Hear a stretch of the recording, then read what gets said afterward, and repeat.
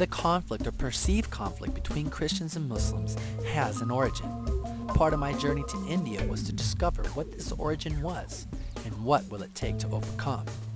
For true change to take place, it seems the origin of our conflict does need to be addressed. But in what way and at what time? We should not only know the common things, common points, but we should know the differences. If you really wanted to solve the problem with the real intentions, then you just need the first step towards the solution is the dialogue. Just start talking. You may not be talking very positively. You may talk in a negative manner, but at least start talking. We have a certain type of misunderstanding which are spread by the pseudo-religious or the ill-informed person. Western audience understands Islam or Islamic societies through the lens of Arab world.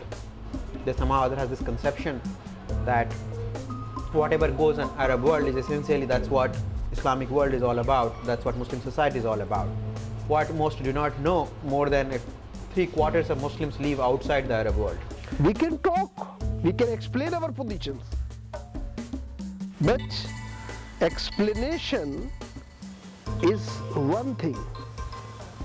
There is always a difference, and what a great difference between clarification and confrontation. I am for clarification, not for confrontation. But there is clearly an absence of interaction between Muslim and Christian community. The politicization of Islam, particularly over territory in the Middle East, with various forms of nationalism that emerged, they have posited Christianity as a major threat and have often accused political developments of Christian world as the main source of their underdevelopment or backwardness. And similarly, like back in America, there are interpretations that all Arab people are like either Saddam Hussein or like Osama bin Laden.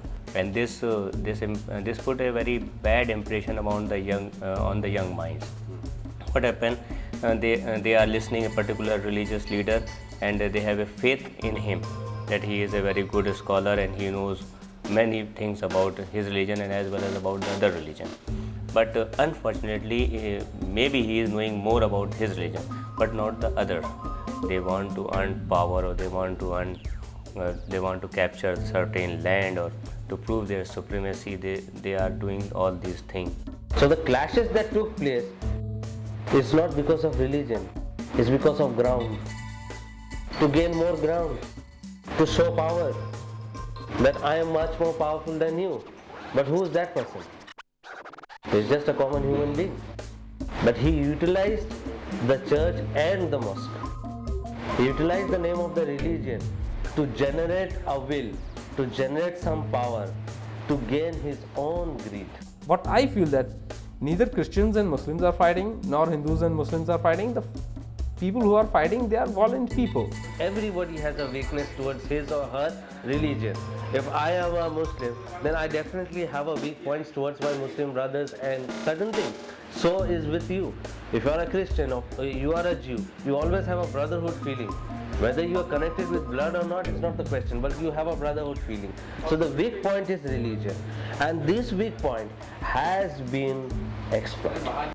What I heard was a big surprise. The main conflict or area of dispute had nothing to do with theology.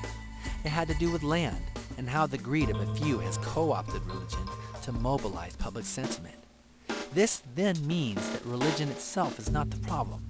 It is how human beings have avoided the teachings in the holy books for their own gain. Again, one question came to my mind. What about Jesus? Don't Christians and Muslims have a very significant difference in perspective regarding him? Who he was, what he taught, and isn't that also a source of our conflict? You should know that I will not accept Jesus as Son of God. The basic difference between the way that Christians look at Jesus and Muslims look at Jesus is this. Muslims look at Jesus as one of the prophet and Muhammad as the last prophet, whereas Christians look at Jesus as Son of God. For me, he will remain a Spirit of God. According to my friends, the main area of dispute about Jesus had to do with the difference in titles. Christians call him the Son of God, whereas Muslims call him a prophet or Spirit of God. But aren't these Islamic titles for Jesus also in the Bible? It struck me that the real issue was the title Son of God, what it meant historically in the Bible, what it meant during the life of Prophet Muhammad, and what it means today for Christians. But still, I was amazed to discover that this was the only theological issue raised by my friends. I'm sure there are others, but overall the feeling I got was this was not as important as the issue of reconciliation. Christians and Muslims cleaning up the sins of our past, and how our faiths have often resorted to fear, hatred, and violence. Talking with each other instead of about one another is one of those steps forward that we can take. But is that as far as we can go? I feel, as in I'm living in India, and you know very well that there is not a single problem ever registered between the Muslims and Christians. We are part and parcel of a global village where, whether we want or not, we are bound to be interdependent of each other. So these are the things we can, as for examples of charity, helping people, orphanage.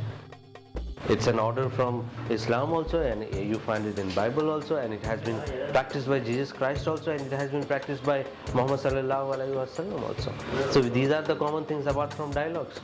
Against poverty, against disease, against drug addiction, against gender discrimination, against violence, against abuse of children's rights. We have passed centuries in hating each other. What is the use of this one? By hating each other, we get nothing. Instead of this, we should love each other and we should share the common resources for the betterment of entire humanity.